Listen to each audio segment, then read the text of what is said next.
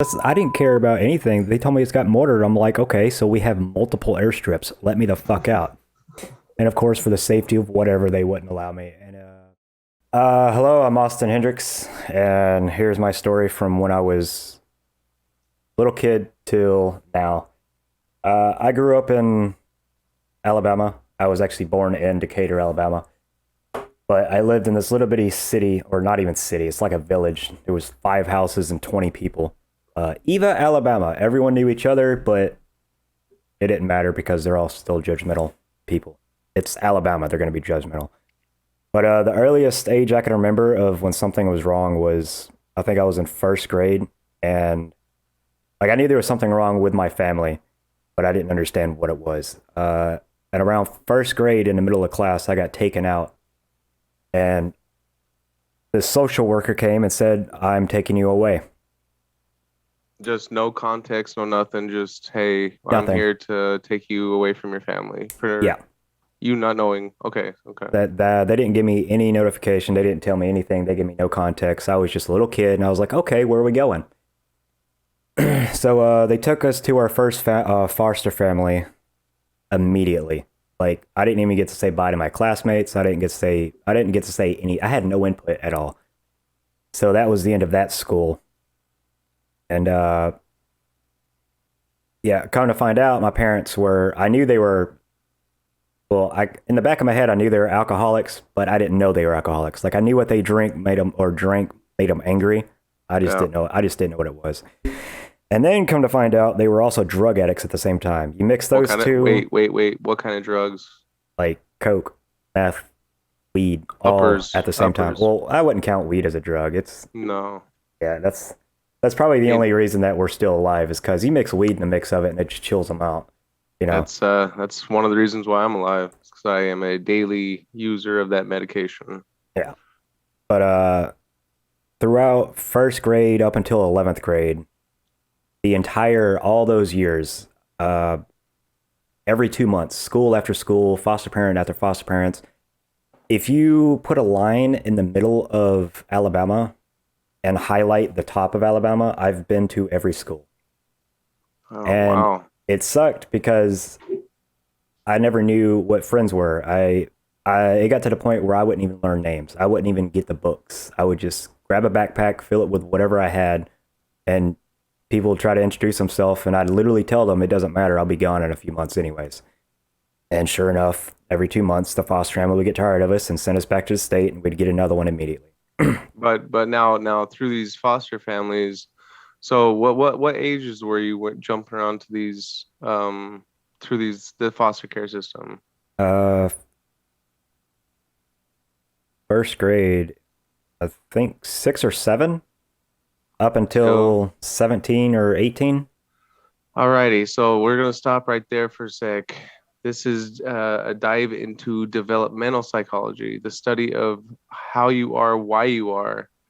A lot of people don't like to go inwards, and that's why it's so important to get naked on this world stage, is to understand this stuff. Developmental psychology is anything, any way your personality, good or bad, and you don't know why you are the way you are, it's because of your past. It's something happened in your early years that shifted your perception. In Hendrix's case, or in Atlas's case, rather, he didn't have that stable mother, that strong male role model that he needed, especially through the puberty time.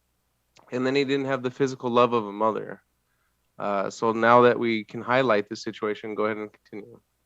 Uh, Throughout all those years, like we'd have visitations, and it was like an hour every month or every week. Who knows? I forget. I think my head blocked out those visitations because it was always toxic and it was always awkward. They knew what they did, and I started slowly learning what they did, and then they realized that I knew what they did. So it was just awkward times, and you could tell they just didn't care.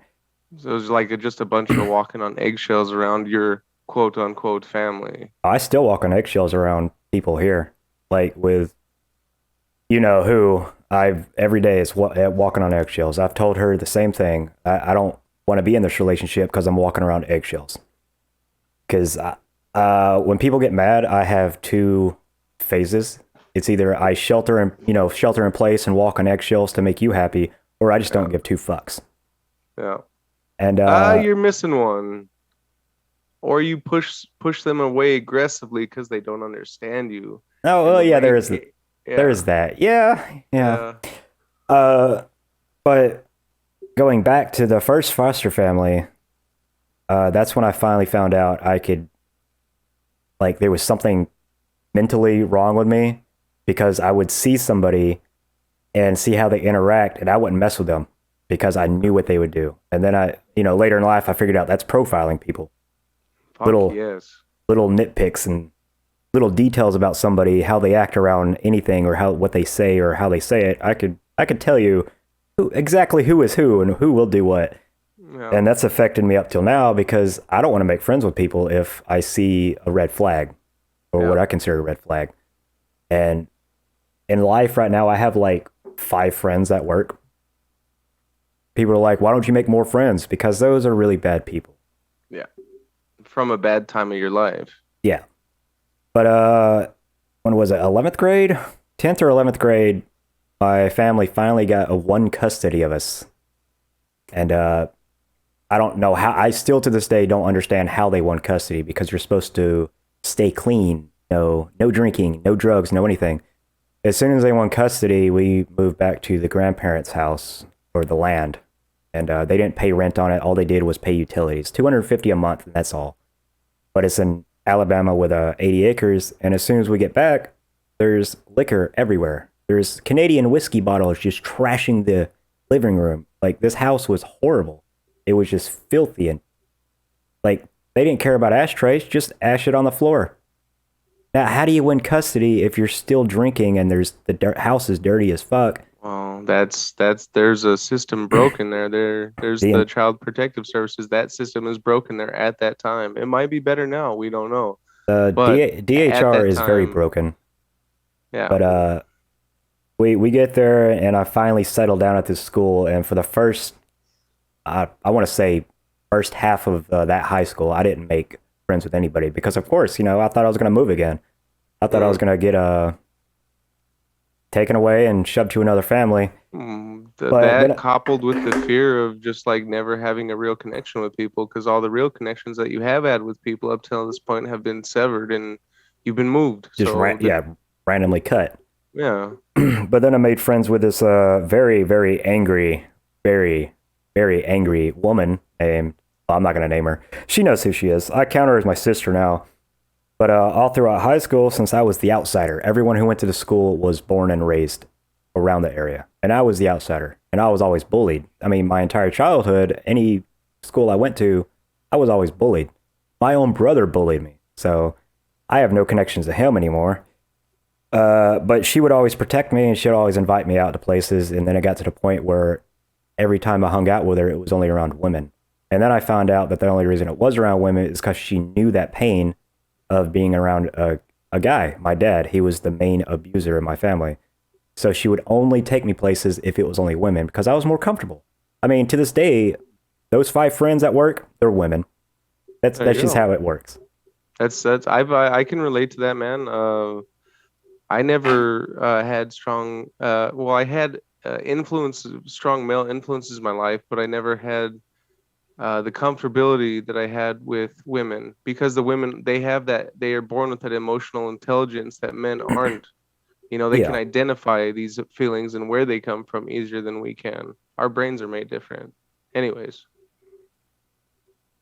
let's go. Let's hear it. But yeah, every time, like, I would always, even to this day, it's only, friends with women, and people find that a problem in like relationships. When I get in a relationship, why are you friends with this woman? Because I'm comfortable. I'm not going to go make friends with a dude because there's a toxic side to him, Guys are angry. Guys will just hit anything if they're mad. Testosterone. Yeah, that's the problem too. But I finally had my first stable relationship in high school, and it went on, well, until I graduated. And that's the first sign that I knew that I had abandonment issues, because right after I graduated, literally, graduation ceremony, we go to a friend's house, and we start, partying because we graduated. And then she broke up with me, and I flipped the fuck out. because abandonment issues, right? Yeah, yeah, yeah. And so we get over that. Her, the family, the Now, what do you mean flipped out? Like, what did you do in that moment? it was so bad they gave me Valium. So psychiatric care was needed. Yeah, because So what did they diagnose you with then? oh no, the Valium came from the family friend's mom. So the wrong way to handle that situation. Yeah, because You, I was what 17 or 18 and flipping the fuck out and panicking and everything, and they just slipped me a Valium and I just went to bed for like 4 days. ah, Jesus. And then when I got out of it, I need a job, I need a place to stay or anything. But nope, back up in 11th grade, a little bit after the my family got custody of me. My dad was drinking again. And sure, my brother would sometimes randomly appear to protect me from that shit. And one of these days, I came home from band because band was the only thing that kept me out after school. What did you play? Everything, Nice. literally just anything they wanted, I would play it. But band would keep me away from home the longest. But one day, I decided to skip scales because I never could read music. I just copy whatever somebody else does. I hear it, I could play it. Yeah. So I skipped scales because I knew when scales comes, I would just, stick my ears to the door and figure out what they're playing, then replay it and pass. So I come home and my dad is drunk again, and it's like 3 o'clock in the evening, and he's wasted off of his ass. Like I look at the couch and there's like 6 whiskey bottles just empty, just laying there. So he's drunk as fuck. And my brother wasn't there to magically appear and shield me from that stuff, and I said, screw it. And I went back to my bedroom to go play with some computer parts and see what I could tear apart because I just wanted to be away from that. And I shut the door, and then the bedroom door opened, and my dad's standing there with his drunken, stupid look because he can't even focus on anything. And he's like right here in my face, just staring at me. And I'm still a little kid. I don't know what he's doing. And I get tired of it. I'm just like, yes. And he finds that's talking back, and that's disrespectful. And then he slaps me, like just fucking smacks me hard. And so I take the first one, and then I see he's gonna go slap me again, and I block it, and then I slap him really hard. And my dad's not a skinny dude, but when I slapped him, he lost his balance and got stuck between the bed and what was that thing you set beside the bed? The night tish or night that was German, sorry. Night table. Night table. He got stuck between the bed and a night table. And at that point, I've had enough. And I was shaking. I was a little kid. That's a lot of adrenaline coming in at once to hit your own dad and get away with it.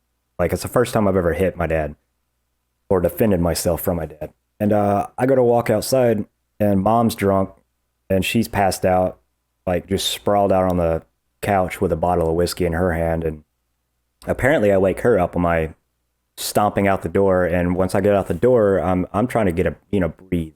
I'm trying to get rid of the adrenaline. I'm trying to figure out what the hell just happened. And then my dad pops out the door with a shotgun and points it right in my face. And this is the shotgun that's always loaded because my dad's paranoid that everybody wants his land and house. Nobody wants the house. Nobody wants the land. It's so trash. wait, stop. So your dad was always paranoid. Yeah. So I would like to know, this is more for another episode, but I would like to know more about him, because if he has these paranoid tendencies and he drinks on top of it, that can release kind of symptoms like a paranoid schizophrenia. Oh yeah, he's definitely a paranoid schizophrenia. Yeah. Okay, continue. Sorry. But yeah, he points a shotgun in my face, and I know it's loaded because it's the one that we always keep loaded because, of course, he's paranoid. Everybody wants his house. Everybody wants his land. And I kept telling him, nobody wants the house. It's trash. There's holes in the roof. There's shit everywhere. Nobody cuts the grass. Nobody takes care of it. There's bricks missing from the wall. Nobody wants this house.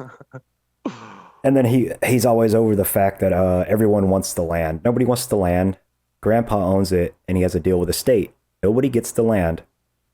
It's in our name. We're grandfathered in. Nobody could literally have the land.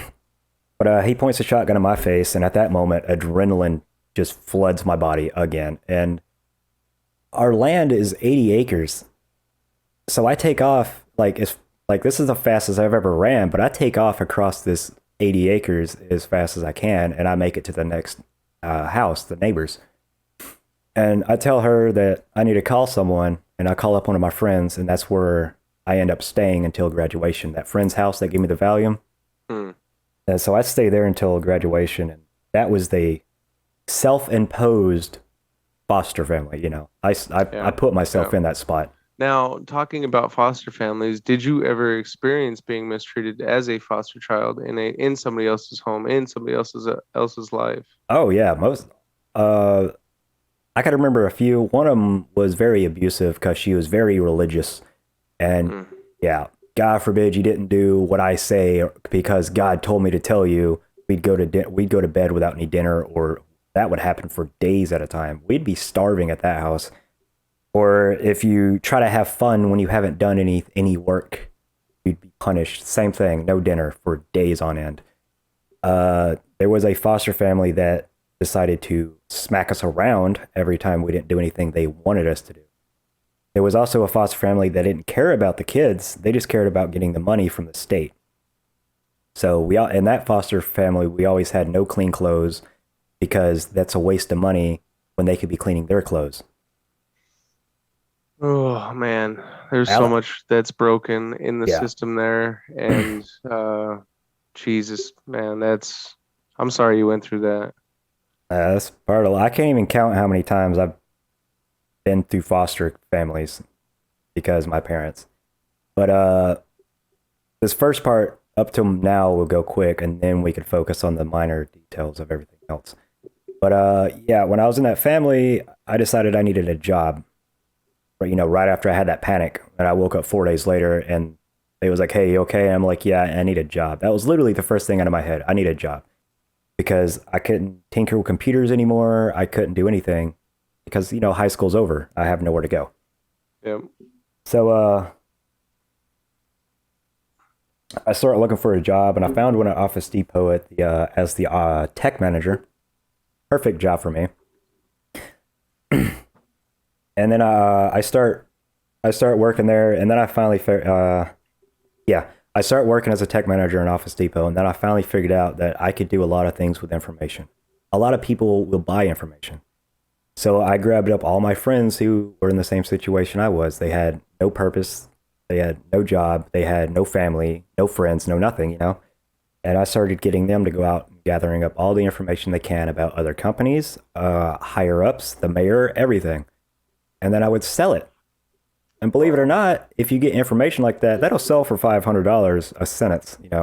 A small sentence about the mayor, there's a good $500 right there. Jesus, Being a kid with that much power and that much money, you I abused it. I abused the fuck out of it. I started traveling everywhere.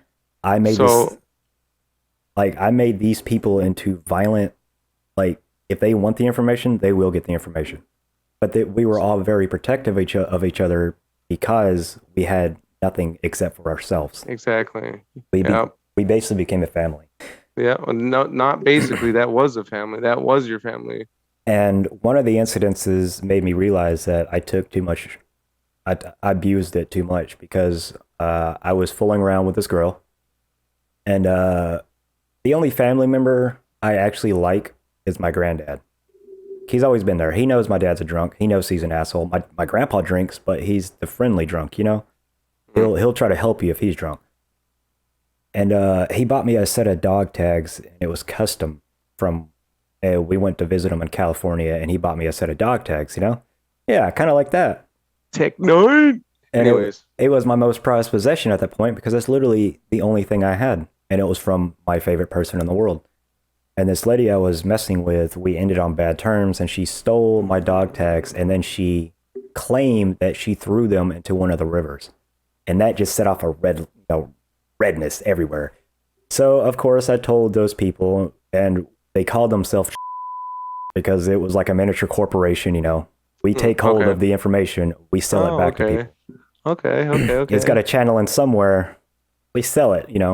So you're telling me because now I know you from Army on and a little bit from your past. So we know from the story, so that everybody that's watching is caught up with us, you see this transformation from Austin Llewellyn Hendrix, sensitive boy in shitty situation, uh, slowly growing darker into this radicalized hacker that is with a family finally, that has a connection finally, and that connection is so strong that the world is in his hands in this virtual world.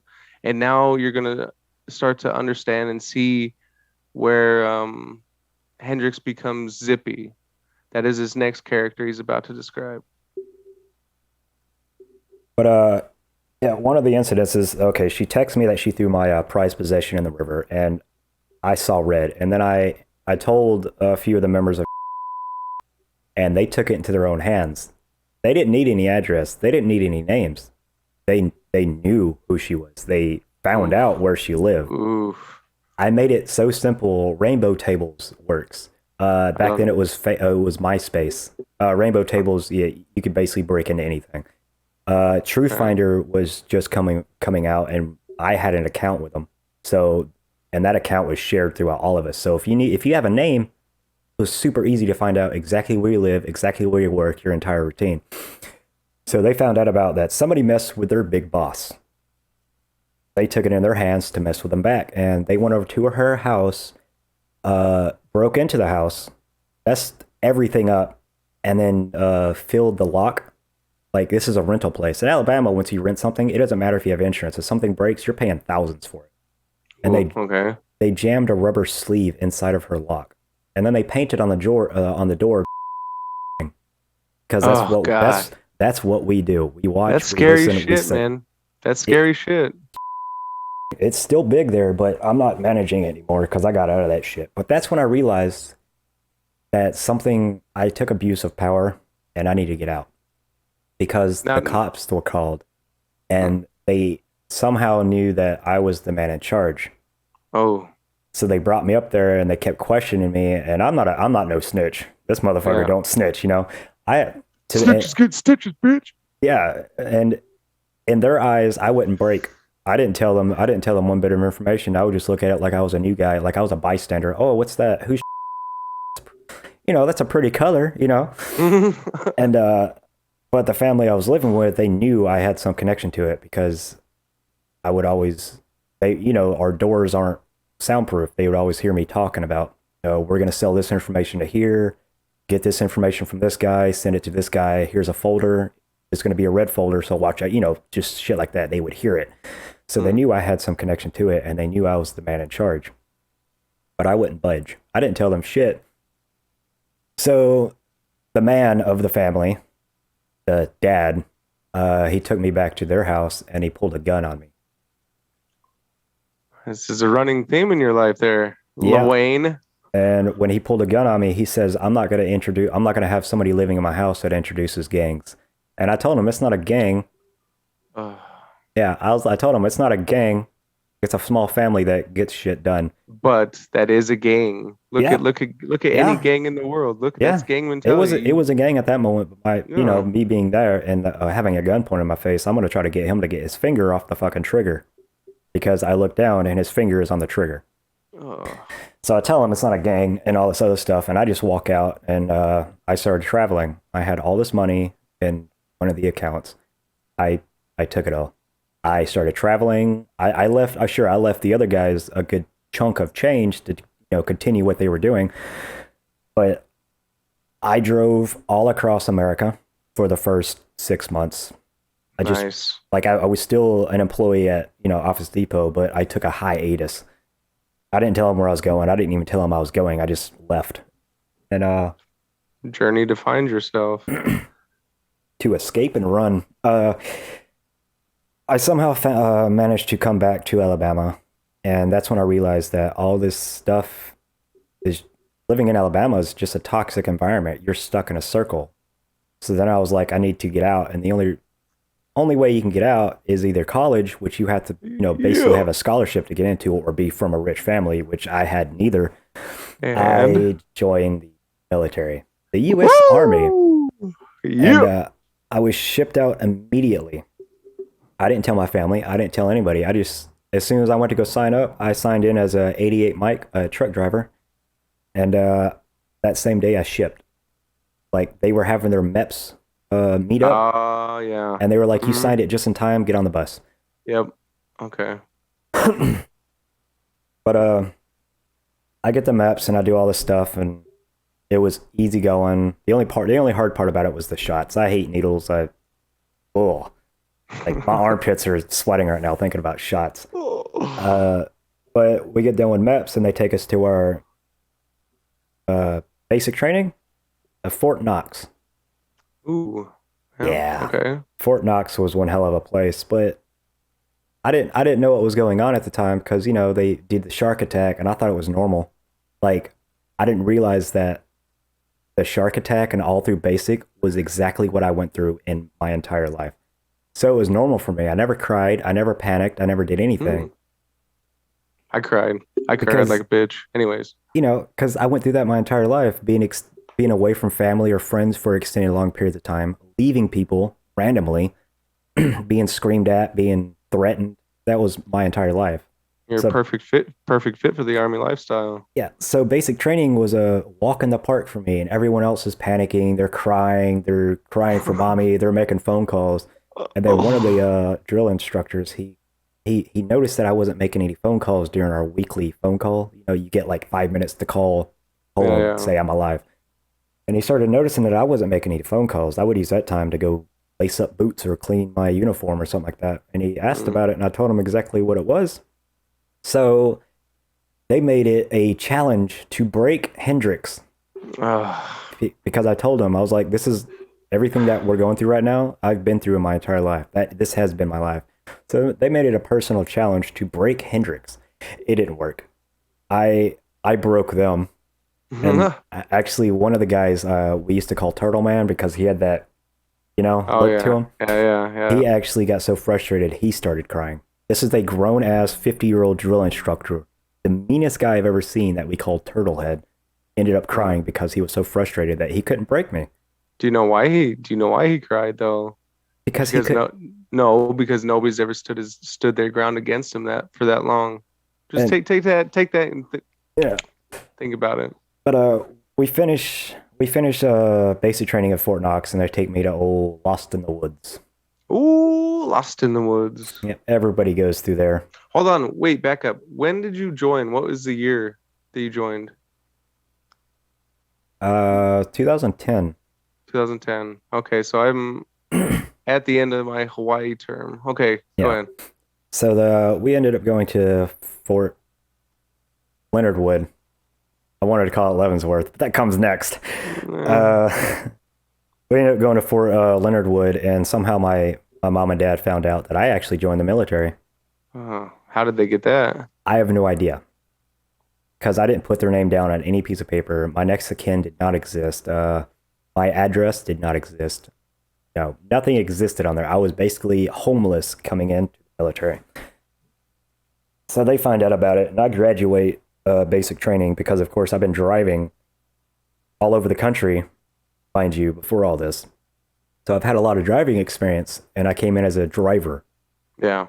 So Yeah. I graduate AIT at the top of my class. I was leading the convoys for practice. That's where I was. So at the AIT ceremony, like I didn't expect anybody to be there for me. So I start heading out to go to the nearest Burger King because I'm finally allowed off post. I want some fat food. Yeah. And Yeah. I start heading there, and then somebody taps my shoulder, and I look back, and it's my parents. Ooh. And How'd that feel? What was that feeling? That just the seeing their face? Was I that was panic, shock? I was pissed, like over with the panic, over with the adrenaline. I was pissed. And one of the AIT instructors was also my drill instructor. She ended up switching from a drill instructor to an AIT instructor the same time Hmm. I graduated. That's pretty cool. And she also happened to be one that was over my class, and she saw that. But she also heard about what I've been through in my life with my parents and everything from basic training, from Turtlehead. And she saw that my parents were coming up, and she knew who they were, and she saw how pissed I got, and she grabbed me up, and my parents flipped the fuck out and started screaming in the middle of the ceremony. There's thousands of people around, and they started screaming that you can't take our kid, blah blah blah. They started making a scene. So in order to quiet them down, she told me that just go along with it. The day will be over. You get your orders that night.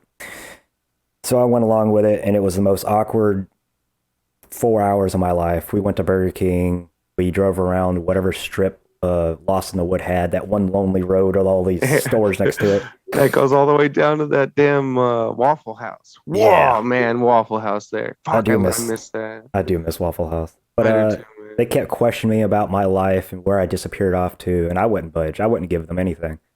I would just, yeah, I've been here and around. I joined the Army.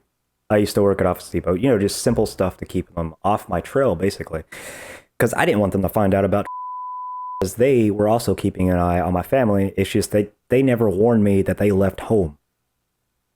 Well, you didn't have any contact either. Like, yeah, did you go through AT with the privilege of home? Because I remember when I went through 2008 that I was one of the last cycles to where it was a drill instructor. We didn't have any. We weren't allowed phones, but we were allowed mail. And okay. I gave one of the guys there my address. If anything happens that I need to know about, write me. You know, they never wrote me. They forgot.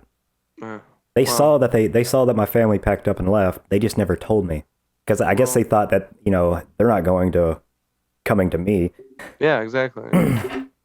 But so did that leave you feeling betrayed because your family? Yeah. Okay. So another family that was ripped away from you, pretty much, from your perspective or perceptions. Yeah, and in my pettiness, I took the bank account for myself. Ooh, Hendrix. There was an easy 70,000 in the bank account from all this information we sold, and they were relying on it. As soon as they would spend a little bit, but they would sell information to get a little bit more, and I took it all away from them. I blocked them from every account. I blocked them from every rainbow table and every account I had. I basically blocked their access to what they learned how, or I basically blocked their access on how to be a family because I felt betrayed. Or you blocked in your mind, you blocked their access to their leader because somehow you were their leader in this virtual world. Yeah. And, later that night, we get our orders, and I didn't want my family to know about where I was going, but my old drill instructor, she also couldn't figure out a way to bar them from post because they didn't do anything wrong. They were allowed to be there. They had somehow got a piece of paper that said, hey, you're allowed to join the ceremony. So while I was out enjoying that awkward time with my family, she was back in base trying to figure out how to bar them from base. Wait. Who? My old drill instructor. Okay. Because she was still trying to help me get away from these people. And she, like the entire 4 hours, she met with a battalion sergeant major. She went all the way up to the highest, the post major, and they couldn't figure out a way to bar them from post. So when orders came around, they tried to make it silent with me. They tried to just hand me the paper, let me read it myself, because they would announce it. Hey, you're going to Hawaii. You're going to middle of nowhere. And then it came to my name, and they tried to do it silent. But my parents weren't having that, and they forced them to say it, and they told them Germany. Oh, that's the best option for you, though. Jesus. Yeah. And do you think, looking back on that, do you ever think about that drill instructor that followed you to be your cadre in AIT?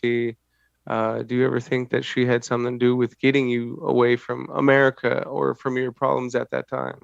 I found out about a year into 6.6 that she did have a direct, me getting orders to Germany was from her directly. Like goosebumps, dude. Goosebumps. Fucking crazy, dude. There was I forgot the dude's name, but he was the only one in our cycle that was getting Germany, and she made it her purpose to switch mine and his. Because everyone else stayed in country. All you got to do is just be that friend, just be that one to listen and try to help. That's all you got to do. Save a fucking life. Continue, Hendrix. And so I get orders, and we're packed. We could either stay on post and let the bus take us to the airport, or we can go to the airport and ship off as soon as we find a flight. I decided to ship off as soon as fucking possible. I left my bags. I left everything because I have money. I'll just buy a new uniform. I'll buy boots. I'll buy whatever, whatever I need. I'll just buy it. So I left all my shit there and I disappeared off to the airport. And my family, being the stubborn assholes they were, they followed me. And I'm about to board the plane and they're being stubborn and obnoxious again and being loud in the airport that we need a hug. We need money. That's what they actually told me. We need money. And I told them, no, you're not getting a single cent. I don't want you here. And the airport is the only time in my life I've actually had somebody else boot them out. Because it's the airport. You cause a scene, you get booted. So I told the lady up there, because I'm in uniform, in Leonard Wood, when you're at the airport, people obey the uniform, they look at you like you're a god. Thank you for your service. Thank you for your service. Yeah. And I told her that these people are messing with me and they're pretending to be my family when they're not. Yeah. That got them, they ended up staying in the police station being interrogated for apparently a week from what I've heard. Because they thought that they were terrorists trying to terrorize one of their gods in uniform, Oh, that's awesome. Thank God for this happening after 9/11. Yeah. TSA ramped up with their security. Anyways, go ahead. So I get to 6'6", and everyone's like, oh, do you miss your buddies? And I'm like, no, I don't, because this is how I lived, Every 2 months, I used to leave people. Now it's every 6 months, and then it got to a year. And in 6'6", it got to every 2 years. People ETS, and I was apparently the only one stuck with, okay, you were stuck, and so was Redmond. There was a few of us that were just stuck in 6'6", no matter how many times I fucking hate that place. But no matter how many times our ETS stayed, or not ETS, what was that where you switch base? PCS. No matter how many times my permanent change of station. Yeah, no matter how many times my PCS date came up, it would always be back. The same unit, the same place. And it pissed me off so much. Because everyone else would get to leave. I wouldn't. And I started hating my chain of command. Hold on, but before I start hating, how many times did you come down on orders? What was the year that you got to 6'6"? I got there in 2000. Oh, the end of 2010. Okay. Yeah. And around when you originally enlisted, how long did you enlist for? 3 4 years. years? Just 3. Just 3. And that's where 6'6's toxicity came into play. Yeah. Because at the end of my 3 years, I only had 2 months left when deployment orders came in. That's right. Remember, they needed numbers, so they kept my ass, and they involuntarily extended my ass. Well, you remember how bad that they were hurting for numbers, that they were willing to send 2 guys that we know, mechanics, great fucking guys, that were fucked up from the wars prior coming to 6'6". They were hurting so bad for people to send over to Afghanistan that they were putting these people with extreme PTSD symptoms, extreme depression, extreme anxiety disorders on mass amounts of medication to push them through the fucking paperwork of the Army so that we could get our unit ready to deploy. That's the raise up way. It was because of they needed numbers, yeah, but everyone who was red on MedPros, they were suddenly green. Fucking cocksuckers.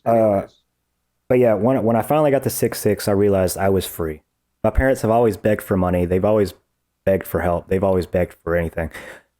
My parents being carpenters in Alabama especially, every carpenter in Alabama are millionaires. A carpentry is the equivalent of having the highest degree in New York. You're making money. You make your own paychecks, basically. But they never had any money because they would always waste it on alcohol. So they would constantly call the chain of command and ask to speak to me because they need more money and they know I have money. They didn't know I had money, but they would say that.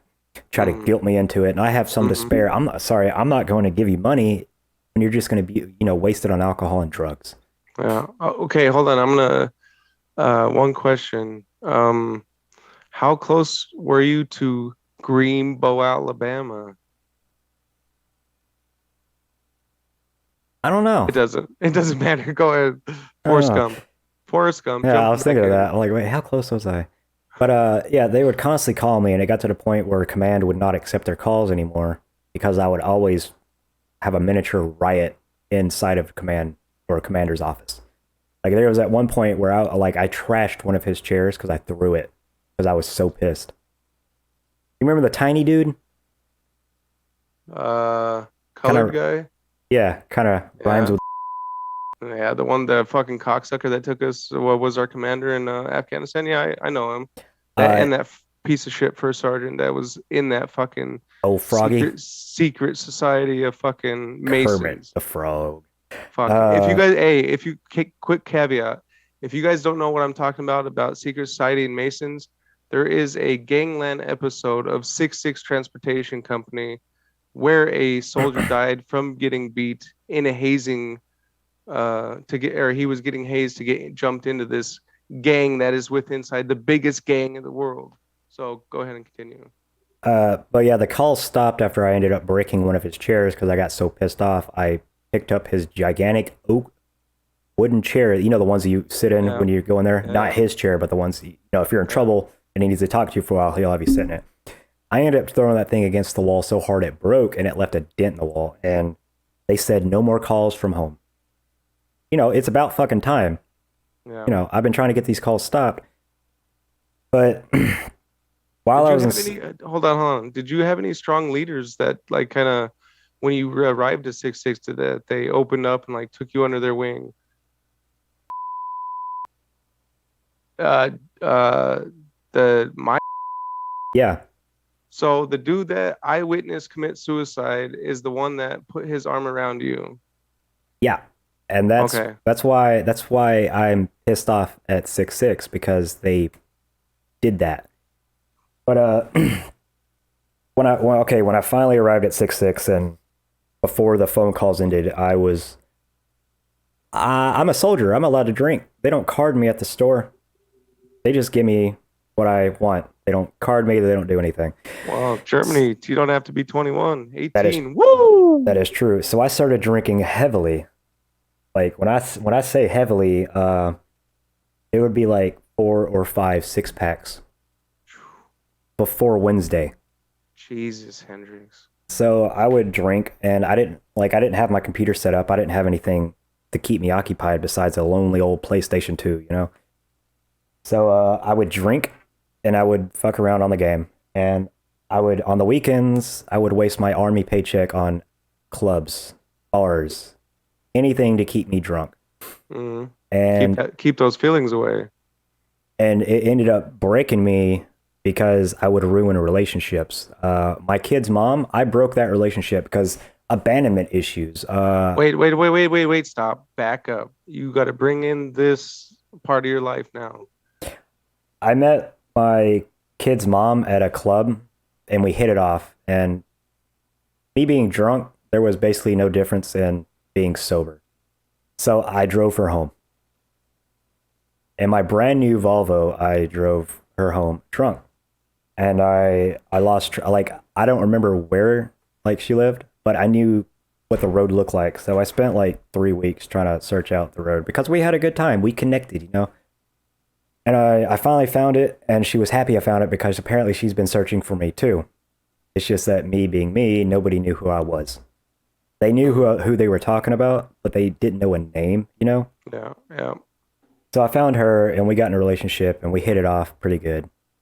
But like any other relationship that doesn't really work out, she lost interest after she found out that I'm just a giant nerd.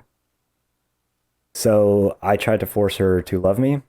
And this was okay. We had a kid.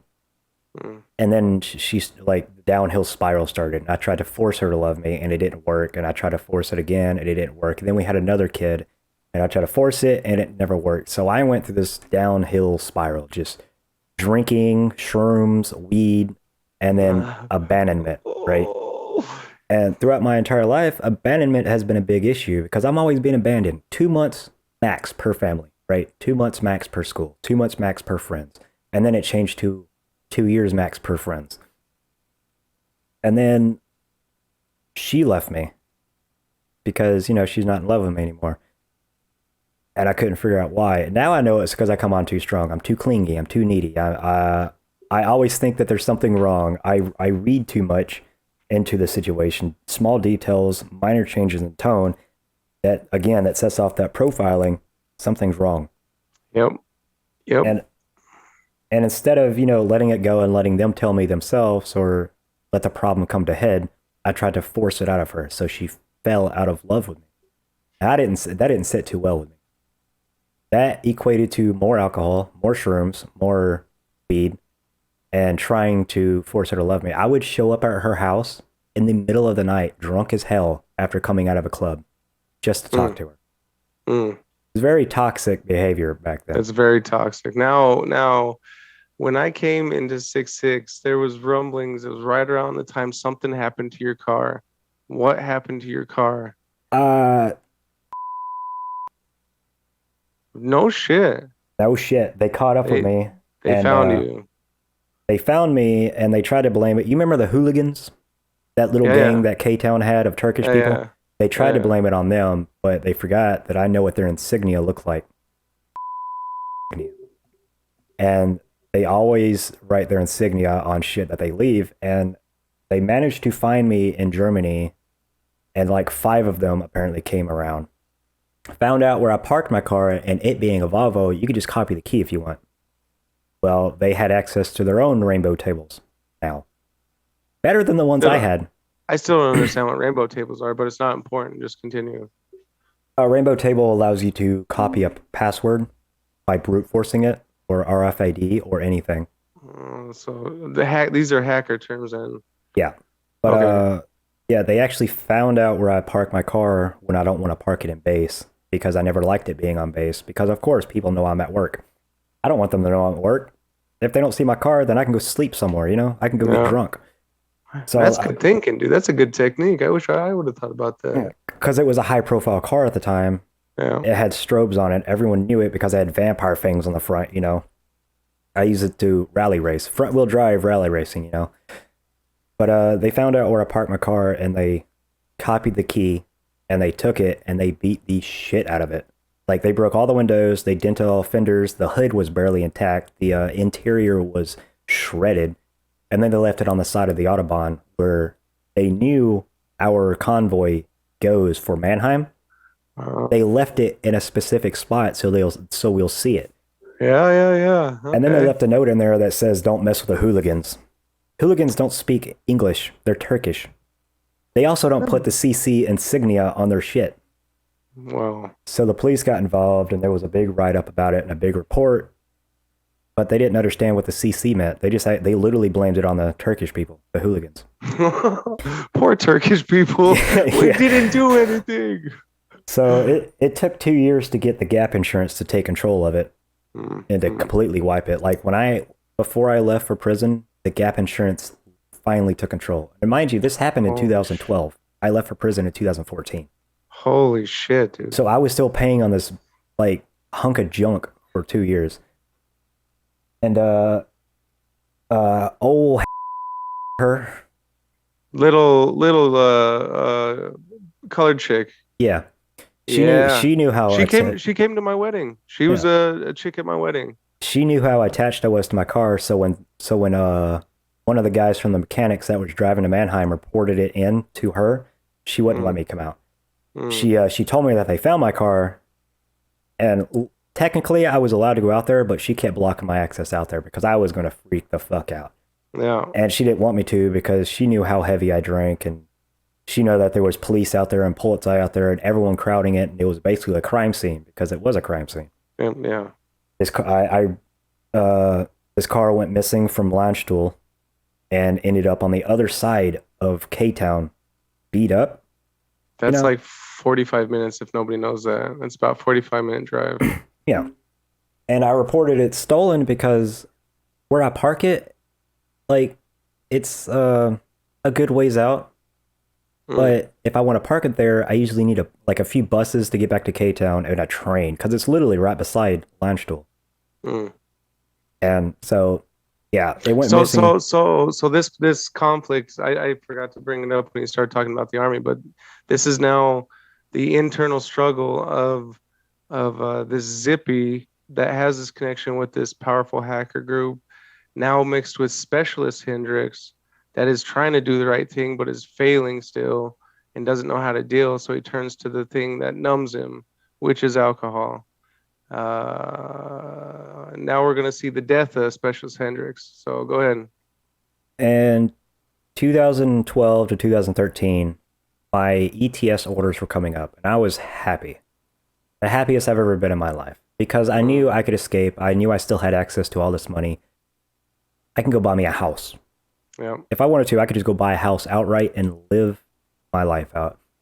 But then we got orders to deploy, and of course, 6-6, being the assholes they were, they wanted numbers. So they got their numbers. They involuntarily extended me illegally without my knowledge that they extended me. And Did they? Is this before or after you got moved to headquarters underneath me? oh yeah, that was after. I got moved to headquarters because they ran out of this part's really fun. I got moved to communications working as a 25 uniform, which is just communications, radios, anything. About midway through 2012, so like 6 months before deployment. Oh, okay. Yeah. Okay. But before that, That's I, just when I picked up my corporal stripes. yeah, before you became the asshole. I had to. But while that was happening, I was on the end stages of building my Bluetooth bar. It was just a string of Bluetooths. Now explain that because I still don't understand it. I built it in such a way that it would connect to your phone and like invisible. Like it wouldn't notify that the phone was connected, but it would pull out specific items, which meant pictures and text. Anything that I wanted to pull out, I could pull out. As soon as your phone passed by it and it connected, your shit was now mine. Somehow the command found out that I did it, so our barracks room inspections from like a deep inspection. Oh, there's a piece of dust on your floor, you're getting a write up, to now just opening the door. Yeah, you got a room. You're done. But I also got in trouble with it, and CID was involved, and the FBI was actually involved. Hold on. CID, Criminal Investigation Division. Division. Okay. Yeah. And the FBI. The CID is the military version of the FBI, but they needed help, so they actually called in the FBI, and there was a lot of meetings, a lot of Skype meetings, a lot of mail going back and forth, and a lot of lawyers. But by the time, because I heard that old short fuck reported. Captain? Yeah. Okay. Because I heard beforehand that he reported me to CID. So that bar, I basically destroyed it except for the data, which now resides in what I have now. Yeah. That's what started my creation of this smart system, Ava, you know. And when I heard that he reported me, I destroyed the physical stuff of it, and I took all the data from it and put it in a little camera card, and I hung it on the back end of my dog tags. They could search everywhere for it, and it was right in front of their eyes, but they could never get it. It's pretty fucking smart, man. And they took all my hard drives, made duplicates of it, and gave me back my hard drives. And this was that time period that, like, whenever I kept coming to your room, and you know the picture's so clear. That was at such a clear copy. Yeah, it was at the same time that this was happening. So that's why we bonded then, is because I was being forced out of my room, so I'd come to your room. Yeah, those times that I'd randomly show up at your room was because CID and the FBI would show up and they'd force me out of my room to do more searches or more copies. And I didn't know this at the time, like at all. There's like 2 people that did. Really? Oh shit! Like, the captain knew and the first sergeant knew. Both shitty people. Yeah. Okay, go ahead. So they finally got done with their investigation, and they claimed it was a false report by my command, which I'm so happy for that little minor revenge. But, you know, the entire time it's hanging on my neck. Oh, of course. They were always looking at it. They never saw it. So I took that and started creating a different program out of it that took me 10 years to build, and it was complete. Okay, so now with this struggle before deployment, with the FBI and the CID and stuff like this, as Zippy, you're realizing now that it's time to stop being this Zippy character, and you're realizing that there's a need for change in your life, and this is where you start to morph into your today's self as Atlas. I had one more incident after that, right before deployment, before I Oh, realized change needed to happen. Literally the day before deployment, where everyone had to meet up at the motor pool. The night prior, I got wasted, like way past wasted, and I tried to run. I made it to Luxembourg before the police caught me, and then they looked at my card and realized that hey, this unit is about to deploy, so they shipped my ass back. I didn't And know that. I tried injuring myself so many times during that car ride back. I tried because I didn't want to deploy. I wanted to ETS like I was supposed to. Yeah, So I but you wanted, were kept there because of this investigation with the FBI and CID. yeah. And the day of deployment, where we all had to meet up, I showed up late, half dressed, reeking of alcohol, still I drunk. remember. I remember signing out your weapon to you, and I was like, "God damn, Hendrix, get your shit together." Yeah. I remember that. And that's because I didn't sleep the entire night and I was still drunk and I was still hurting from where I tried to injure myself. Like, I tried everything in the book. I tried pulling my eye out of socket. That's how much I did not want to deploy. I became like a psychopath, basically, towards myself. Of course, you're in self-destruction mode because anything that you have had in this life so far has just been shit. Yeah. And every relationship or fruitful relationship up to this point has not been fruitful, you know? And then deployment happened. And there was no alcohol allowed. So I got a little bit clean and I started feeling better. But then somebody else started teaching me the guitar. Still the same one from deployment. Oh shit, that's fucking cool, man. That's a cool memento. That's why I don't touch it. It just I hangs wouldn't there. touch it either. But somebody started teaching me guitar, and this is at a point in my life where I wasn't allowed to drink because we're downrange. So I started learning guitar, and I started learning peace, and I started learning how to be calm. But then a big known agency that deals with space, I'm not going to name that agency, they sent me a contract because they heard about some of the stuff, the Bluetooth bar, all the stuff that I was creating, the programming, they heard about it somehow through the grapevine, and they sent me a contract that I need to look over and sign. But at the same time, I was also doing .org competitions. It's a website, for hackers. I had no idea you were doing this shit. And I was your direct line supervisor in war. I lived with you.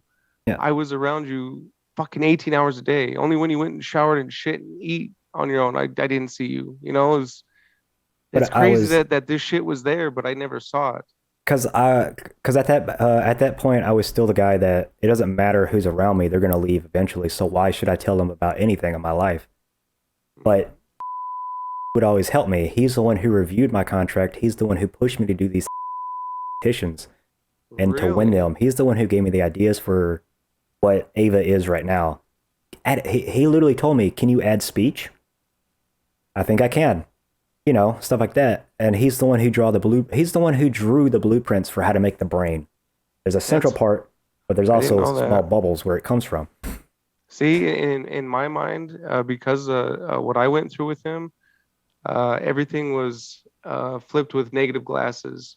So regardless of if he was a good person, which it sounds like he was to you, like he was that person that you needed, in my eyes, it's hard for me to see because all I see is the that pain that was on my other soldier's face that was in the Connex and the shit that I went through. But Yeah. it's I just want to touch on this really quick. Uh, it's good for me, my mental health, to know that he was a good person and he was fighting. So that makes me now think maybe he was just one of us. Misunderstood, put in a shit situation, couldn't get out. Okay, go Hey, ahead. hey, we'll get on that later. Yeah, But he was the one pushing me for all this stuff. He's the one who helped me buy the computer, the touchscreen computer I had, I because remember that. that had enough processing power and storage for all the shit I was doing, which meant that I could switch from games and TV shows, which you always saw me doing, Oh yeah. to the competitions, which I would switch back to once you left. No, there was one time I went through the barrier or the Are you blanket wall, talking about hide and seek? and yeah, dude, that was my first introduction into that hacking virtual world, and it scared me so bad because of how you explained it. You showed me a picture of the world, you showed me a picture of the satellites around it, and you were like, You see that one? That's mine. I was like, oh my God, what the fuck? What the fuck? And at that point, there was a lot of freaking out going on the underside of the net, what most people see. You know, on the internet, you see the top part. On the bottom part, you see all the code, what happens, the people freaking out. If something goes down, somebody's got to answer for it. That was, yeah, there was a lot of people answering for that little mistake. They never found out. They still don't know who's playing hide and seek with them. Was still playing hide and seek with them. Yeah, I went through deployment and I found the one who taught me guitar. She also introduced me to one of her friends that made his own alcohol. So that part in Afghanistan? In Afghanistan. So that okay. part came out, and I would disappear a lot with the guitar and just drink. We would drink and we would fuck. And that's how it got. And then it got to that point again where abandonment. So I got attached to her. And then when she, you know, for her, it's just a fling, an Afghanistan fling. For me, self-destruction mode for you. For me, it was self-destruction mode because somebody else is leaving me. I got attached. That's what it was. That's what it was. And so I became this asshole when she abandoned me. And I think you were there for that. You got to remind me. So much shit happened there. I don't remember. It's the lady who always came in the room.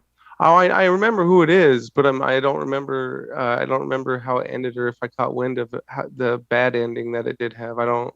There was a lot of rumors spread about me, and in her company's eyes, I went from like a top god because I was the only communications guy. Well, there was two more, but one was an NCO who didn't do diddly fuck, and he didn't do shit. And the other one was a cook who barely showed up. Yeah. So there was me. So a lot of the rumors started spreading around their chain of command, her company's chain of command. And I went from like a top tier communications guy to this lousy piece of shit. Super quick. It took like 3 days. And I got fed up with it. So I started going with one of the other HQ women. She's married now with a kid. Like me and her became really close. Oh yeah. Married the E6 from our unit? Yeah. Okay. Me and her became really good friends because even though that she didn't understand anything, she would just listen. A woman, of course, listen. Yeah. So I started going with her to the other side of base and stuff like that. And, you know, it kind of worked. It kind of helped a little bit. But I've never actually dealt with anything nothing violent in Afghanistan. Except for, because me being the main communications guy, I always went on missions with them. Outside the wire, that was my job, basically. And there was at one point where we got shot at, and that didn't really affect me because I'm in an up-armored Humvee with a bunch of muffins beside me. Nothing could touch me, you know. My muffins are here. Yeah. We were getting shot at, and I'm just sitting there just chill, watching the radio. And then another time, our Duke, the antenna, the bubble, you know. Explain what a Duke is. A Duke is basically a bubble shield. It blocks all incoming transmissions. So like cell phones, if a cell phone is in the way, you can't call it, which means IEDs can't go off. And we were riding down Highway 1 at night, and they were spotlighting every building because we heard this was the kill zone. And there were a lot of people up there, a lot looking down with RPGs and shit. And every time the spotlight moved to a different building, you could see a different person standing there just watching us. Oof. So it was a really scary time, but then I heard a bang, and my Duke antenna falls off. It's dangling by a wire. Oh? Yeah. Butthole went... Yeah, and mind you, this is the only thing in the entire convoy keeping these IEDs from going off. So I had to squeeze out of this tiny little monkey hatch, and I had to take off my body armor, my helmet, my everything, and I had to go out there with 2 wrenches and pick this thing back up and attach it, because if it's not standing upright, where's the bubble going to be? You know? Okay. So I'm out here naked in the, like, no armor, no nothing, with 2 wrenches in the middle of the night, surrounded by all these terrorists that are armed with rocket launchers and guns staring at me, putting this thing back up. And I have no protection. Because the gunners were the dumbest pieces of shit I've ever met in my life. They don't care. They're just still aiming at the front of the line. So I'm on the radio because I still brought the radio up with me, and I'm begging for someone to cover me because all these people are staring at me. They're not staring at the convoy anymore. They're staring at this guy who has no You're armor. vulnerable. Yeah. You're vulnerable. They're staring at this guy who has no armor, is vulnerable, who's in the spotlight because my gunner decided to shine it right on me. While I'm trying to get this IED anti-device reattached. But maybe in the gunner's eyes, he was like, oh, this dude needs a C. Maybe he didn't think in that situation, oh, look at this stupid motherfucker without his K-pod in his vest. Yeah. Shoot him, you know? And it made me mad because I kept telling the gunner I have my own light. I had the helmet light thing. Yeah, I took that thing off my helmet. I brought it with me. It was in my mouth the entire time. And I told him, get the fucking spotlight off of me. I'm the only one seen right now because all the spotlights, they didn't go from scattering around anymore. They went to me. Oh, God. Pressure. Fix it. Vulnerability. Yeah. Okay. Fuck, man. And that was the only, besides me leaving and the airport getting mortared, that was basically the only problems I had with deployment. Was self-harm, self-medication, depression, abandonment, feeling like I'm being shot at because my gunner's a dumbass. So I get back from deployment. Okay, so coming back from deployment, I was supposed to leave at like... Stop. Right there, press pause.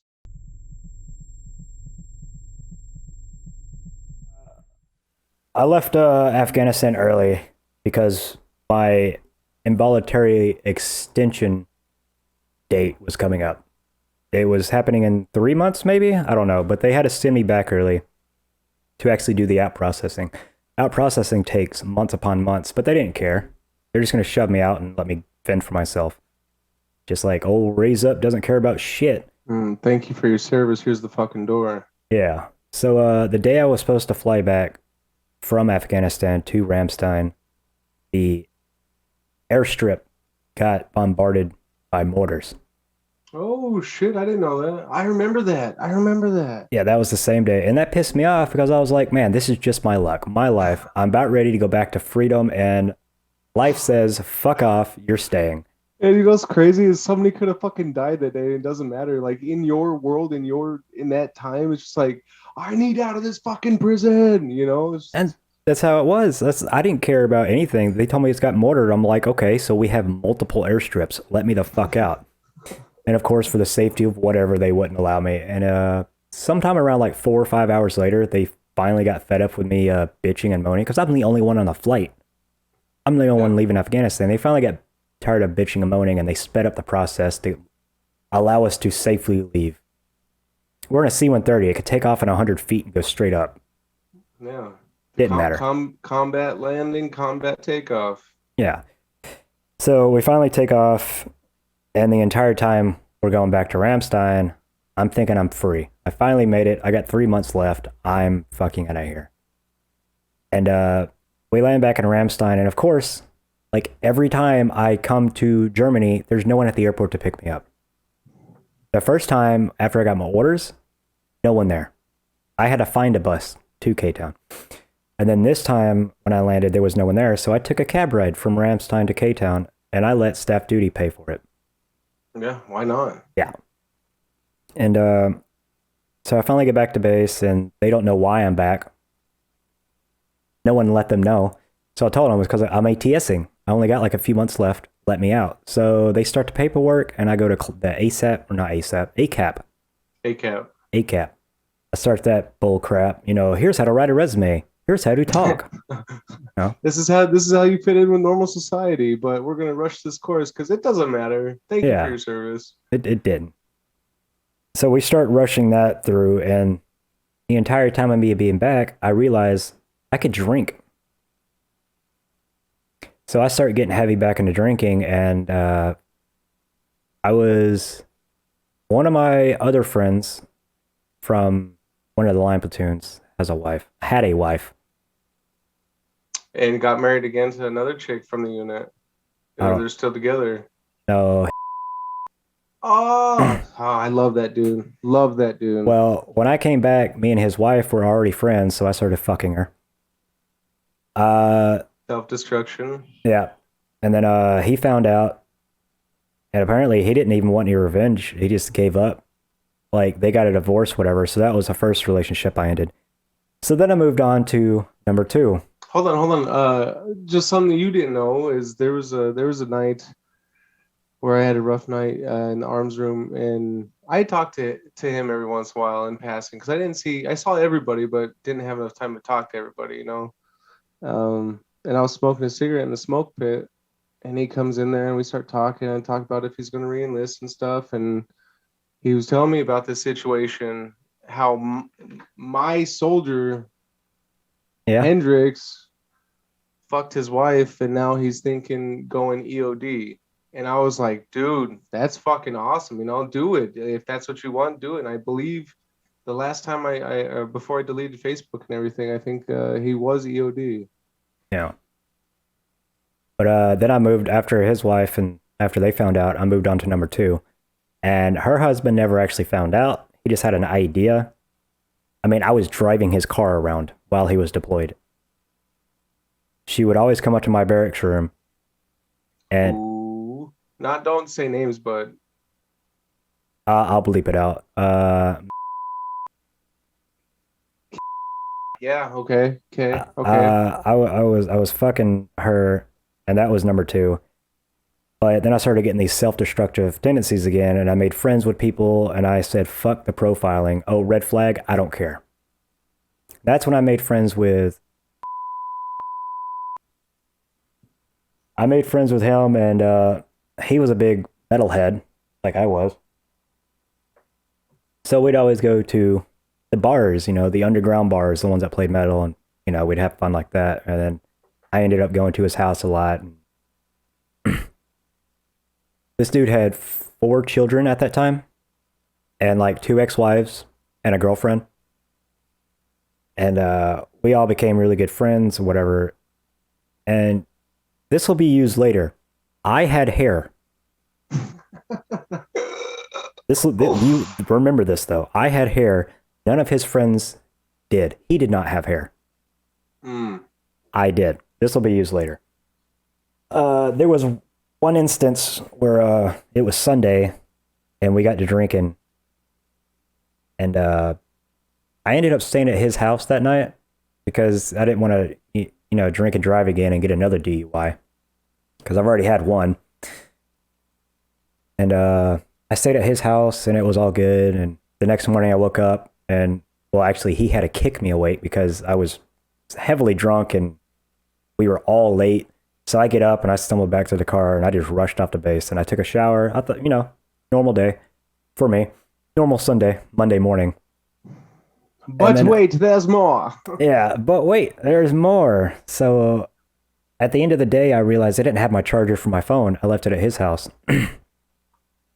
So me still being that guy who walks around eggshells and who hates angry people, and I will avoid any I used to avoid any situation where people get angry. I went over to his house and I went to knock on the door, but I heard screaming, yelling, and people crying. I didn't want nothing of it. As soon as I heard that, I didn't want nothing of it. Like I went back into that home life, people are screaming and crying, get the fuck out. So I said, fuck it. I didn't need the charger. It's a generic throwaway phone charger anyways. I'll just grab another one. So I went back to base and I went to sleep. Around 12 o'clock at night, I was rudely woken up by CID again. And they handcuffed me and drug me over. Yeah, this is how ridiculous they're. They handcuffed me for a 10-second walk. Remember, I lived in the barracks that was right across the street from CID. They handcuffed me in the middle of the hallway in front of everybody who was awake at that point because they were loud. They didn't care. They wanted to make a scene, and they did. They handcuffed me and walked me to the CID building in boxers and flip-flops.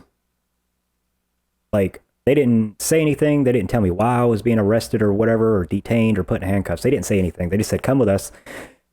So I went over there. Wait. I want everybody to realize that this is the severity of signing your life away to the military. Is anything can happen. Anything from death to what you're about to hear. Go ahead, Hendrix. I'm going to go back a bit. Okay. When I came back from Afghanistan, like a week later, we were all called into the room, to the chapel, or not the conference room. And the night prior, me and finally finalized looking over the contract. Literally less than 8 hours before that, me and him finally got done, finalizing it. We got done talking. I was about to do my big thing and sign the contract and go on with life working for that big ass company. Then they call us into the conference room and they didn't even try to sugarcoat it. They just said, hey, he's dead. No sugarcoating, no nothing. Everyone else knew about it except for me because I didn't have any contact with anybody in Afghanistan. And everyone just thought it was a normal thing. Oh, okay. Everyone left, went about their work. Well, I'm dumbfounded because I was talking to him like less than 8 hours ago about all this shit. And I didn't believe it. I thought it was some kind of fucked up prank from 6-6, like 6-6 does, all this fucked up shit. I refused to believe it, and I got pissed off at the chaplain because he wanted to be in on it. In my head, this is a prank. They're doing this to fool me. Paranoia. Yeah, paranoia. I was very paranoid at the time, and I didn't believe it. And you were drinking at this time, right? Oh yeah, heavily. And possible connection to your father. Just go ahead. Well, that's fucked up. Hey. So I refused to believe it, and I refused to accept it, and I went out to go smoke, and I just did my thing. I avoided all of command. I avoided everybody in that unit that day. And then I come to find out it's real, and I panicked because that was my buddy. That was the dude pushing me, Of course. So, okay, back on to CID, boxers, flip-flops, handcuffs, go.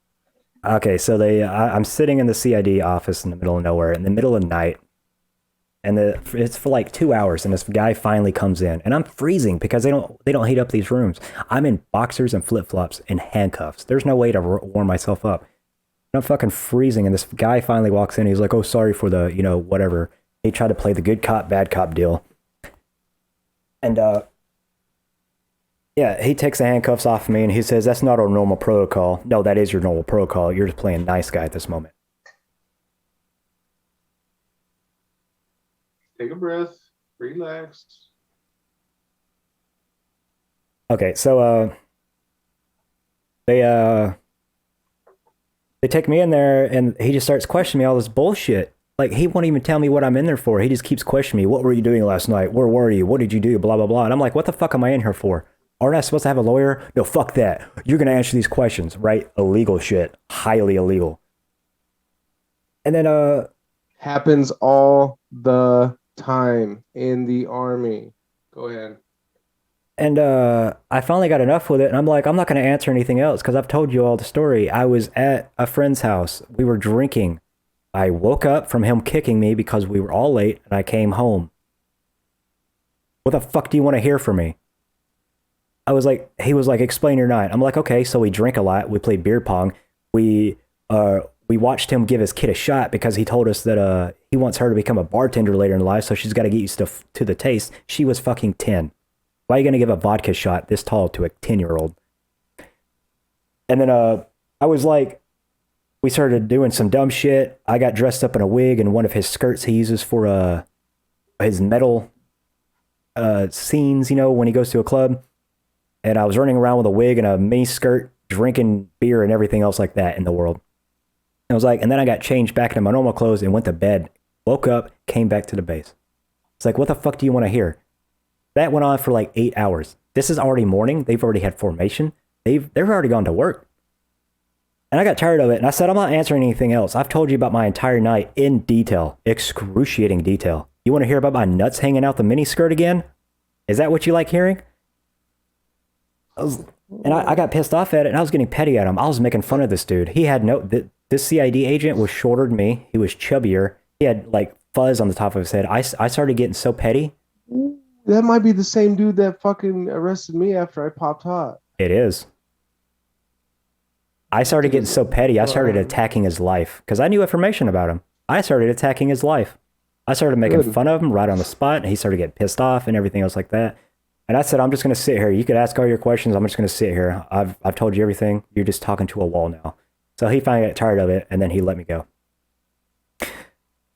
Then I found out that I could have left the entire time. I wasn't detained at all. I could have walked out of there at any time. So one of the lawyers gets in contact with me and he's like, well, here's what they're trying to charge you with. Because I still didn't know.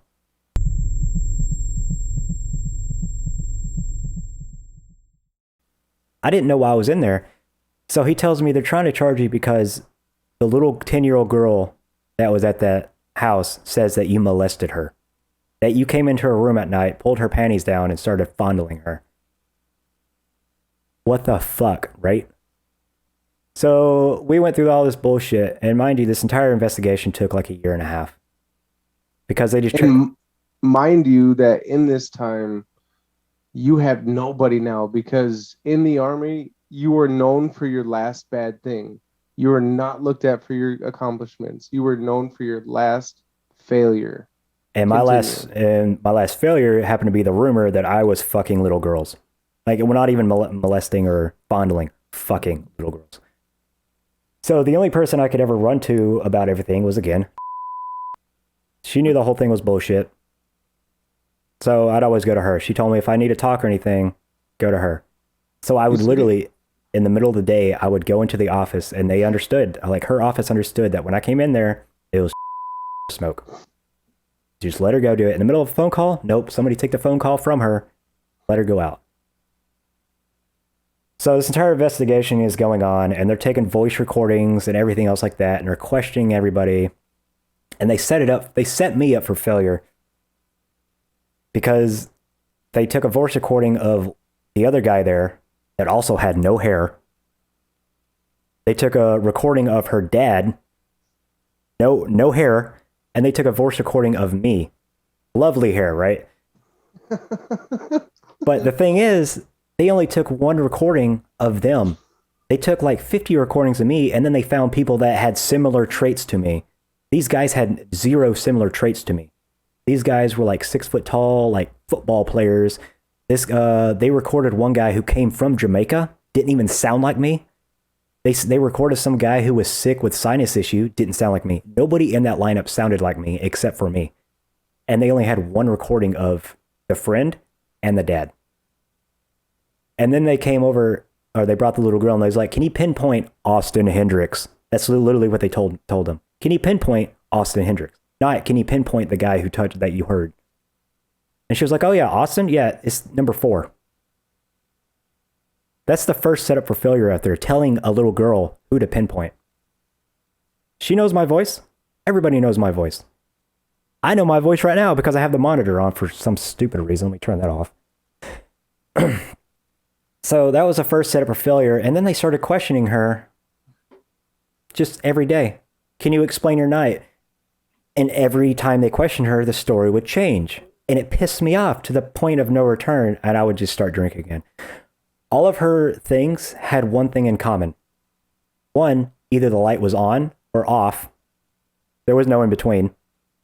And two, the guy that came into her room had no hair. That's what really pissed me off. That's what I was trying to get my lawyer to focus on. I have hair. Even though I don't have a lot of it, I have hair, right? But her dad and her friend do not have hair. And I fought for my life at that trial. Before trial, but wait, you're missing something huge because you're missing a falling out between us, between a friend and leader or soldier leader. What did they now preface this story by telling what they told the unit before we returned home? What did they say to you guys in formation? They told you guys take it easy, do not go drinking with these people. They are different. I remember I heard this briefing because I was part of headquarters. I don't think I remember that because remember I was drinking a lot. In formations a lot, I was completely wasted. Mm, okay. So I So don't. now let's talk about the reunion of the main body of the deployment back And to that's the thing though. I don't remember the reunion or anything. I don't remember our falling out. I remember you grabbing don't your remember that? I remember grabbing a hold of your buttons one day at a bar, grabbing a hold of them buttons and smacking the fuck out of Do you them. know what you said? And this is crazy because my perception of the technology world was so small and I had so much confidence in you because I didn't know anything, and I saw you grab a satellite, and it scared me. And we were out drinking, me, my then girlfriend, and a bunch of other dudes, bunch of mechanics, Chableek Bleak, Little, all these dudes, best men at my wedding, and we go outside. Some energy change. Somebody said something wrong. It was either you said something wrong to me or I said something wrong to you. And I was standing on the sidewalk. You were standing in the middle of the street. You pulled out your cell phone. I You remember put the getting thing, information. you put the thing to your ear, the phone to your ear, and he says, Addison Hafner, find him and destroy him. And this is peak crazy. This is prior mental institution, Addison. This is fucking, I'm gonna fucking kill you. All I saw was black. All I remember, this is from my wife now.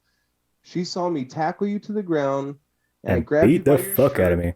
and I was beating the fuck out of your face and just banging your fucking head off the ground. Yeah, And then we all went home until the police came.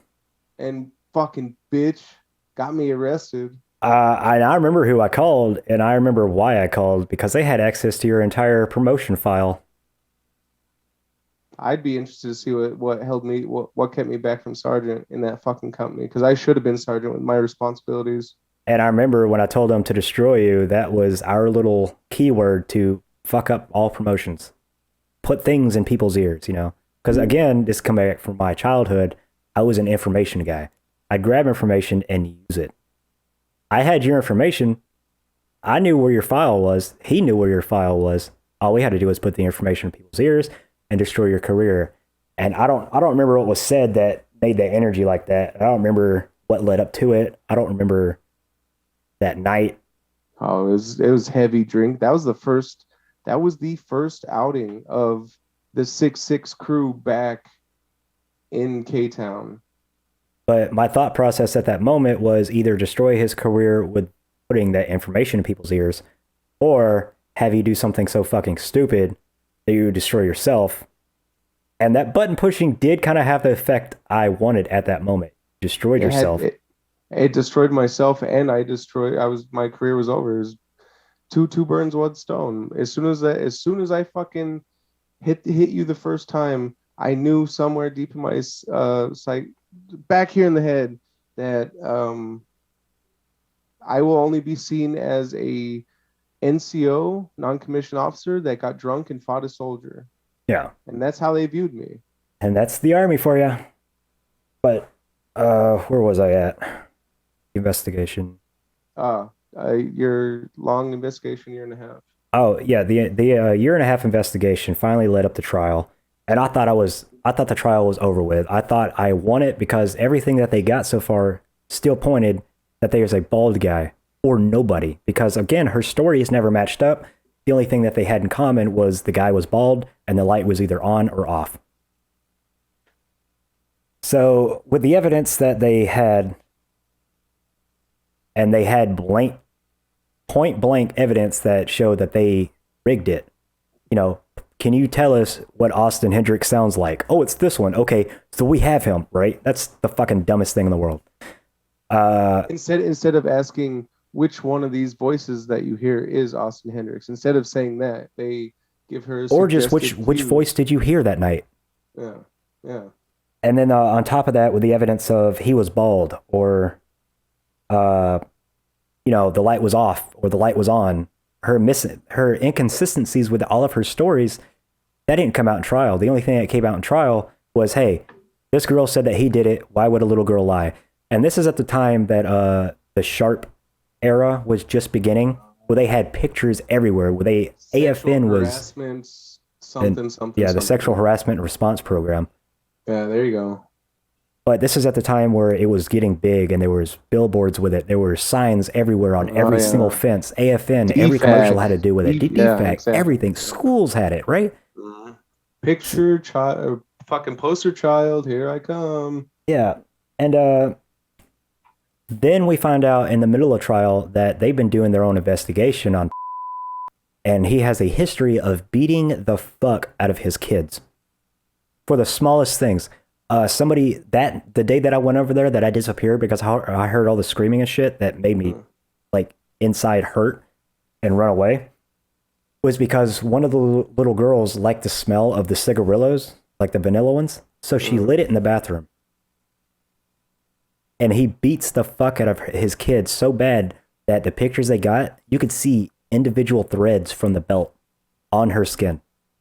So, of course, a little kid being beat, the only way to get it to end is say something so outrageously profound that they're going to have to focus on that. No, it's a basic thing of torture. Is you torture somebody emotionally or physically long enough, they're gonna fucking say whatever the fuck you want them to. Yeah. So the trial goes on for 3 days, and the entire time I think I've got an ace in a hole. I'm gonna be free. All these people are gonna look like jackasses, and then the day of guilty or not guilty comes by, and I still think I got it because everything they've been saying so far has been missing consistencies, or he had no hair, or bullshit, right?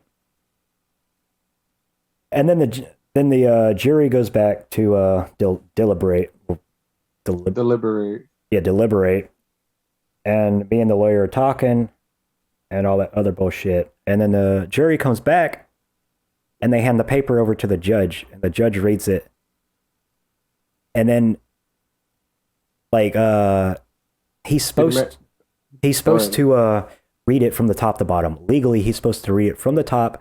Here's the date today, the case against blah, blah, blah, to blah, blah, blah. That's legally how you're supposed to do it. Instead, he looked over at the jury and says, so do you mean this sentence is 30 months or 30 years? Jesus fuck. And at that moment when he says that, or when he said that, I didn't hear anything else. Everything went silent. I could see people talking. Yeah, I just heard like the high-pitched silence, right? I knew people were talking. I knew there was commotion. I knew everything was happening. But then he started reading from the top to bottom like he's legally bound to supposed to do. I didn't hear it. All I heard was 30 months. And I just stood there. I just gave up. And I was transported into the van for corrections because they already had it there. Yeah, a little fishy that they already had it there. And then I was taken to prison in Mannheim. And I was taken there for 2 years, or not 2 years. I was taken to Mannheim for 2 months, where that didn't even count towards my 30 months. That was you out processing out of the military and then processing into the military prison system. Yeah, and it took 2 months for them to do that while I was behind bars. So then I get to Fort Leavenworth. What state is that in again? Kansas? Kansas, okay. Yeah. In the middle of fucking nowhere. And I'm sentenced to 30 months in this prison. And I was in such a dark place at that time because I used to be a heavy drinker. I used to be a heavy smoker. And then all of a sudden I had to quit cold turkey with all this big news. My life is fucked up. I'm a prisoner now, and I'm going to have to register as a sex offender for something. For the rest of your fucking life. Yeah, for something I didn't even do. God, dude, this shit's, look at this, dude. Fucking, my palms are sweaty, dude. Jesus, fuck, man. Yeah, you should see the water right here. Looks like T-Rex is walking by. So I'm taken to prison, and I'm in such a dark place that I'm sitting here in my head. I'm thinking, if I'm going to be sent to prison for a false conviction of something I didn't even do, what's the point in life? What's the use in living in a world that they're going to do this to people like me? I'm a happy-go-lucky dude. I like my computers. I like science fiction. Of course, I like alcohol too. But I like to have a good time, right? So why is the world going to do this to me? Why the fuck should I live? So for my entire 30-month conviction, my stay in prison, I spent 28 months of that in the suicide chamber. And what is a suicide chamber so that people know? Suicide chamber is just a regular cell, but there's nothing in it. There's no blankets, no pillows, no toilet paper, no toothbrush, no magazines, nothing. There's not even a bed. You just got a metal slate on the wall. But they take all your clothes and they give you what they call a turtle smock. It's called a turtle smock because all it is a giant, it's like a padded, about this thick of padding that you put over yourself so you're not completely naked. So it's like a vest? Kind of, but it's a full body vest. That's weird. Think of like a gown from a hospital. Yeah. But padded. That's weird. Don't put any sides on it. Those things are open on the sides. You just got the front, you got the back, and they just clap together against your body. It's like one of those people that wear the advertisement signs, Yeah. like on the street. Okay. So I spent 28 months collectively out of 30 months in a suicide chamber because these guards, while I may have hated them, they were pretty good at their job. To become a guard in Leavenworth, you have to go through like psychiatric college, basically. You have to know when somebody's going to do something. So they saw when I was about to try to commit suicide over and over and over, and they stuck me in the cell. And I'm alone. And I don't know if anybody knows, but when you're alone for that long periods of time, you start getting fucked up. Nobody cared about us in there. They just thought, oh, another paycheck. Somebody's in a suicide cell. Go around, walk your rounds. Is he alive? Okay, good. Except for one woman. I forgot her name and I still can't remember it. And we talked about this like last week. But she would always talk over the intercoms at me, and she'd always do her rounds. And whenever she did her rounds for the suicide cells, she would always stop by and talk with me for hours on end. She said, because there's only 2 other people that made their rounds in the suicide cells. But when they came in the suicide cells, they'd only be there for like a day, and then they'd be released for a couple of months. So I was usually the only one in there. And when she'd do her rounds, she would basically say, fuck doing the rounds. I'm going to sit here and talk to this guy. And she'd play chess with me. And even though I wasn't allowed a board in there, we'd play it on paper. And I would tell her where I want my piece moved. And we did that for months and months and months, years. She saved your fucking brain, Yeah. Hendrix. She From total destruction. She saved your brain. She was the one who saved me from insanity, like going hardcore insanity. Because we'd have our conversations and we'd get in depth with life conversations, the universe. And then she'd always come back to, who are you? And I never understood. I'm like, I'm fucking Austin Hendrix, right? Woo! Goosebumps. Yeah. And every time, and it would always end with her, because she'd always have to end her shift, but it would always end with her asking, who are you? And then she would just sign off. And I'd be like, you know who the fuck I am. You read my entire file. Why are you asking me who I am? Or who am I? And are you Zippy? Are you Hendrix, the little boy? Are you Specialist Hendrix? Are you Prisoner Hendrix? What are you? At that point, I was my dad, because my dad tried to commit suicide many times in front of us when I was a little kid and while drunk. Fuck, dude. So at that point, I was my dad. I was stuck in the suicide cell. I was an ex-alcoholic. I was a convict. I was insane, right? And then the last month I was in prison, I was back in the suicide cell because I tried to hang myself. But when I tried to hang myself, somehow one of their cameras caught wind. I don't know how their camera saw in that cell, because I made sure. I spied this entire place out. I knew where the cameras were. I knew where the blind spots were. But somehow somebody saw me go into the cell and not come out for a while. And they ran in there, and there I am hanging from my neck, passed out. Like, I was like, from what they said, I had no heartbeat at that moment. Like, I died legally. But they cut me loose and they gave me CPR. They brought me back. They shocked the fuck out of me with those little paddles. Clear! Yeah, I was awake and they still shocked the fuck out of me that last time. That shit hurts, dude. Let me tell you what. Jesus. That shit hurts. Like, I couldn't, like when they shocked me the last time and I knew it was coming, I couldn't do anything except just roll over, just feedle it up, right? Yeah. And so hold on, stop. Now, I had a near-death experience, and now that I know you have one, because I didn't know this shit about you, man. This is new to me. Did you see anything? Did you witness anything? Was there anything? Was there these lights or whatever, these revelations, or what happened in your mind at that time? When I was hanging myself and I was dangling there, I didn't try to struggle. I knew I was running out of air, and I told my body to stop wiggling. I told myself to stop fighting. That's the fucking...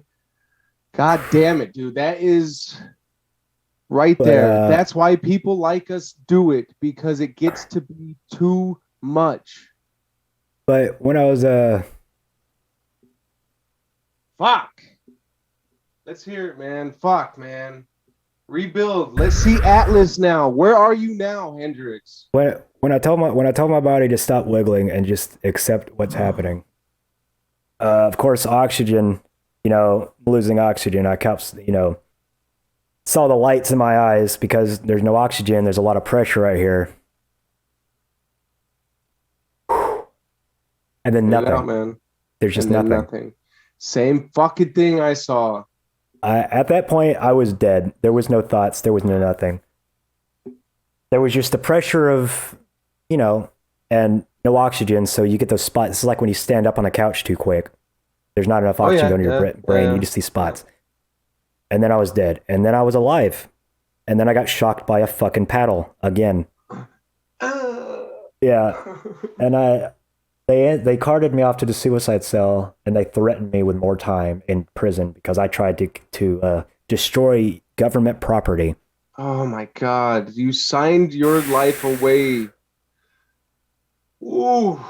And then all right. At that point, I didn't care. I died. I just wanted to die. I was like, you could put 5 more years on me. I don't give a fuck, right? Do what you have to do. I'm going to kill myself one way or another because I am not leaving prison and registering and going through all this hell being a convict. That's not going to happen. But if I get out of here, it's going to be in a coffin. And that's what I tried to do. And then the day came and they released me, and they didn't give 2 fucks. In their eyes, okay, he's gone. And then out of mind. Yeah, and then in the van they uncuffed me and they brought me to the airport. And at the airport was her. Who? Who are you?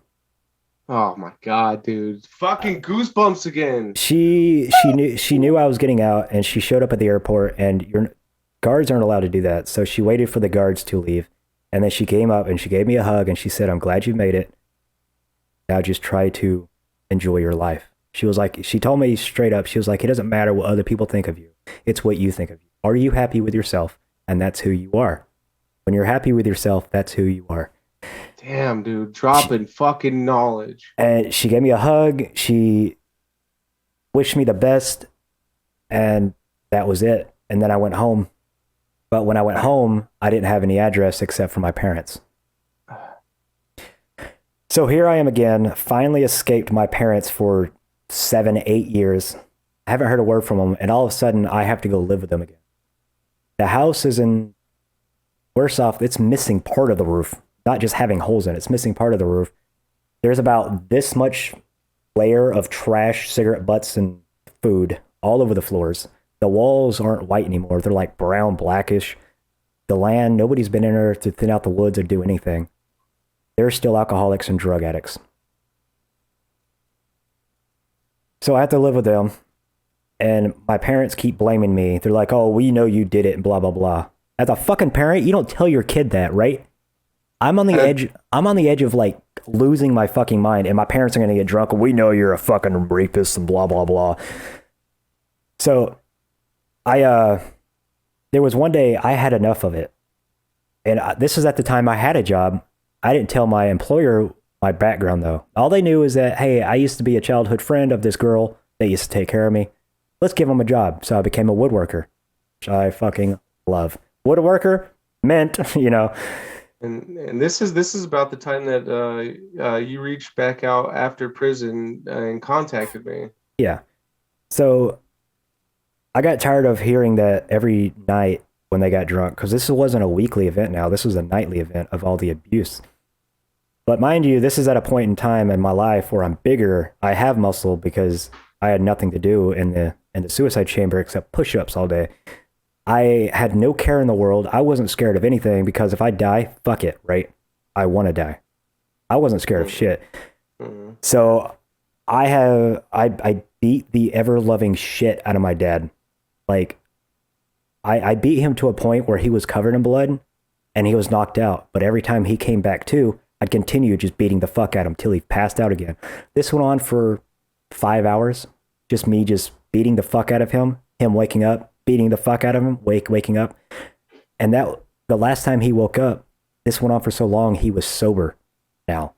And I told him that if he ever drinks around me and gets like that again, I will kill him.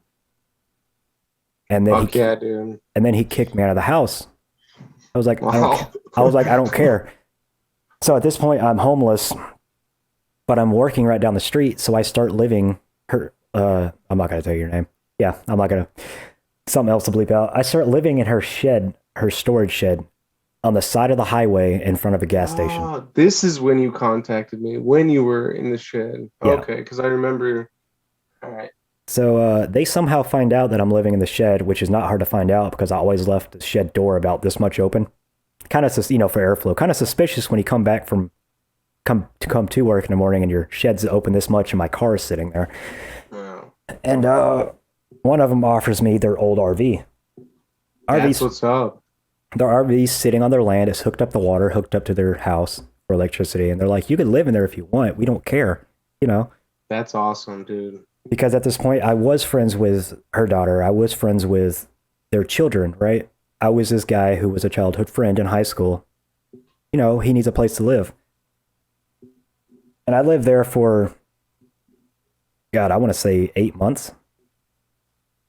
And then one of her child, like her grown-ass kids, is married to an Air Force guy. This is January or July 4th, because I remember we had fireworks display on Independence Day. They come to visit and we start shooting off fireworks, and she becomes the Karen. I want to see your manager type thing. She types my name into Google and finds out my entire history. So I'm homeless once again because she's freaking out. Mind you, the people that own this house, they're like, okay. He's this. They didn't want to tell us. He doesn't want to tell us. But we're not going to let him be homeless. But her child forced me to be homeless. They forced her to kick me out. So they use the child as a bartering chip, rather. Like, yeah. Okay. So I'm living on a boat now because I bought a. There was somebody was selling a 30-foot yacht, like a live-in yacht. I want to. The name of the boat is actually a yacht. I don't want to call it a yacht. It's more like just a boat. It had rooms in it, had a kitchen, had a bathroom, but they sold it. But they were selling it for like $5,000. Mind you, when I looked this thing up, it was worth like almost $1 million. Holy shit! Yes, because it was in almost pristine condition because of the year it was built by the people it was built by. They just didn't know. They just saw it was on their dead grandmother's land and they wanted to get rid of it. So I was like, I'll buy it. So I started living on that for a while. And then one of my old NCOs called me up and he was like, hey, you want to come to Colorado? Like, okay. Had the mechanics on the rear detachment. Yeah, good fucking man. Good man.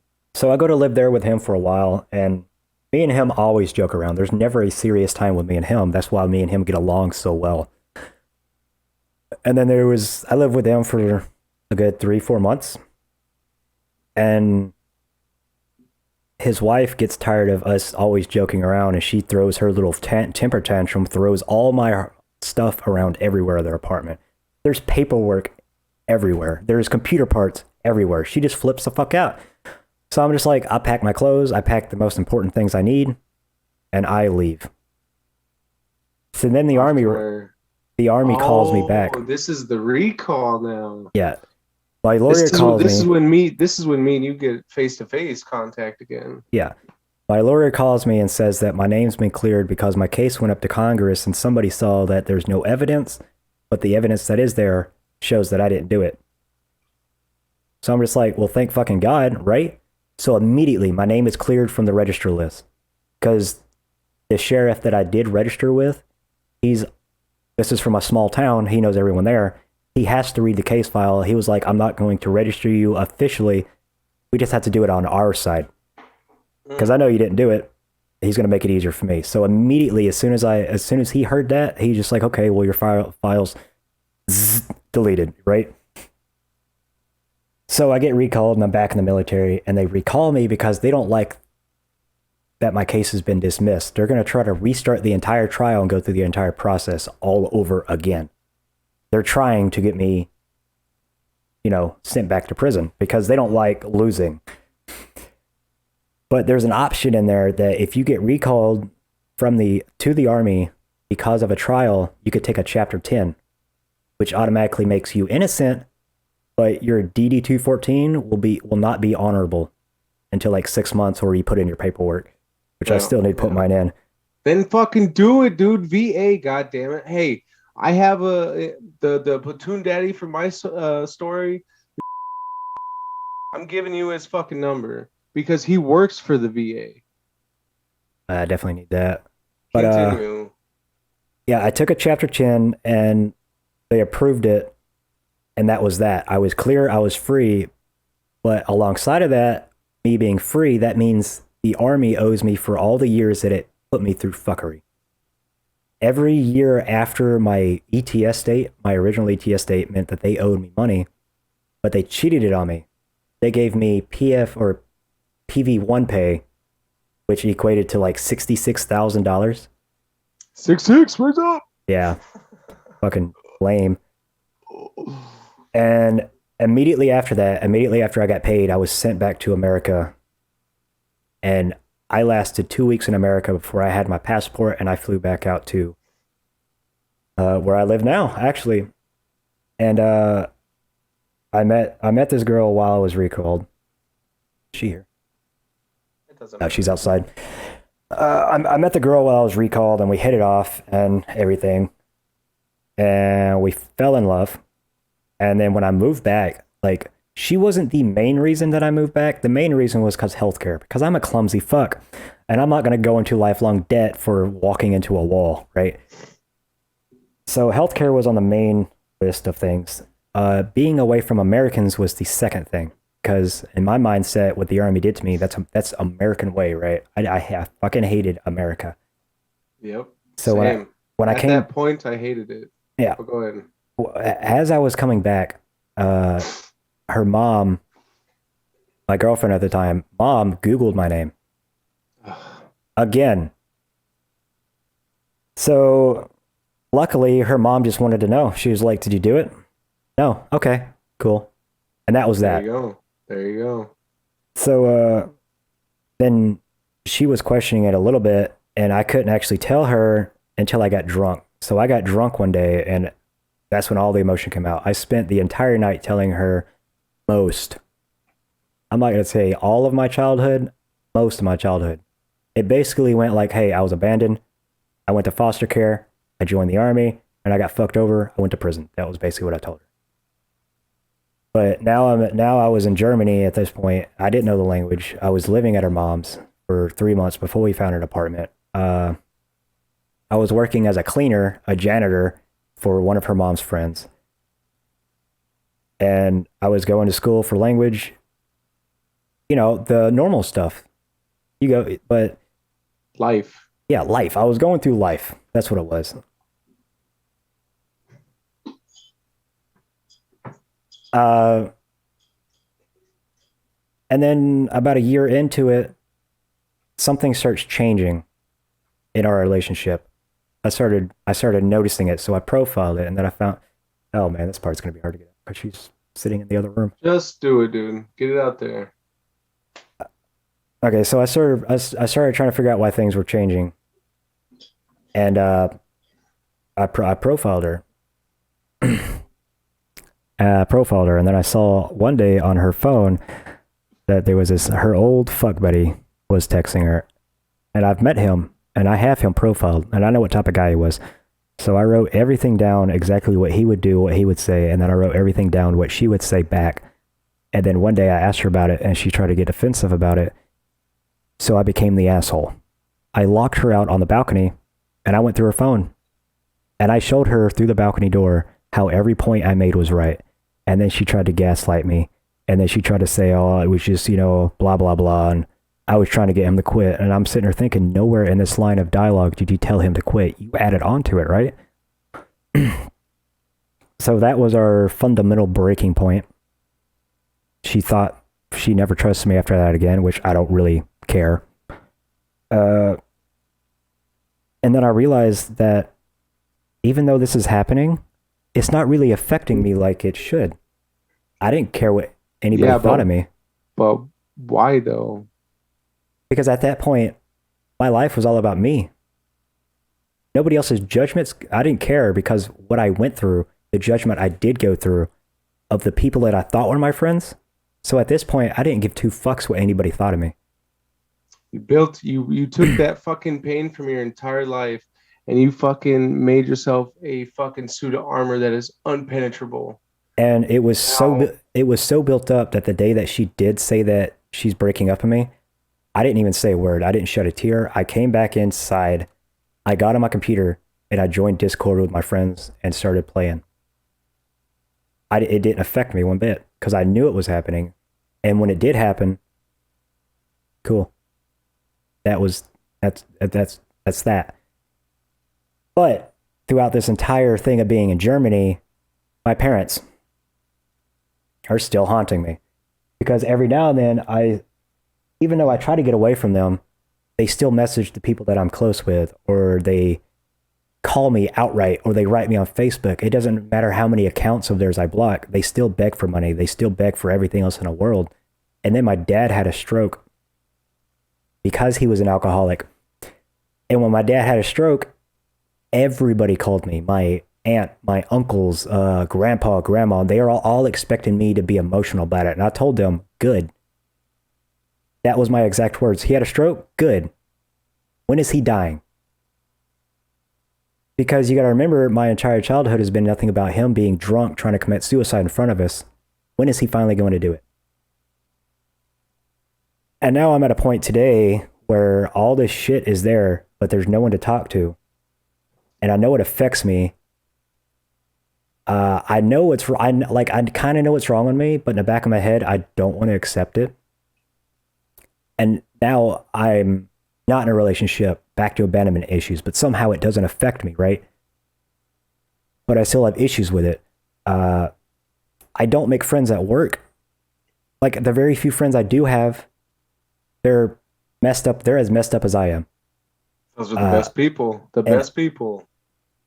And I'm at a point in my life where I don't do anything unless you fit the profile that shows me that you're a good person. I go to work and I enjoy my work.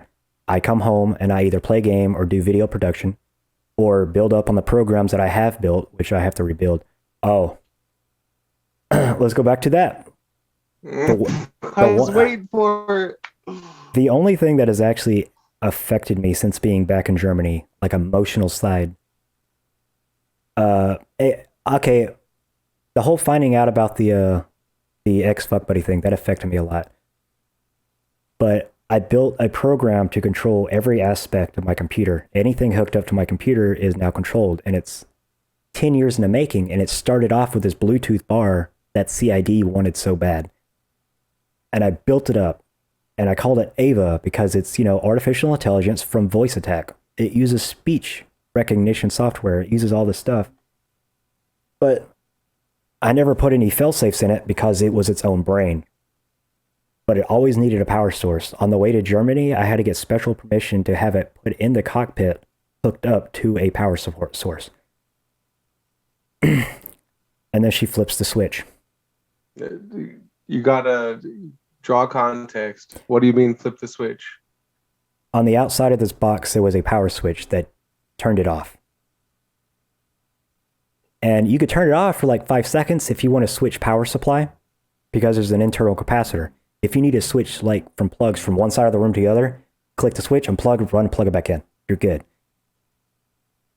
But I never built any fail-safes in there, and I never built any backups. There was no backups of the data. There was no backups of the brain. That was all I had. If it had no connection, all that data would slowly disintegrate. And when I say slowly, I mean slowly in computer terms. In real life terms, that would be like seconds to minutes. And she got mad one day and she just walked over and flipped the switch. And I didn't catch it in time. And then systems started failing and alarms started going off. And then I realized, I looked over and the light's not on. 10 years worth of work. And I flipped my shit. And like, part of me died inside when that happened because that was my... What part? Like, it felt like my heart shattered because I worked on this thing so hard. This thing was mine. This thing was literally my best friend because I could talk to it and it learned, like, and it would talk back. This thing would use sensors all around everywhere to see me RFID, the temperatures, anything. If I reach this certain criteria in all of its sensors, he's mad. Ask him what's wrong. If I was having a joyous day or if I wanted something, I would just say it. It'd pop up on the other screen. And then it's just gone.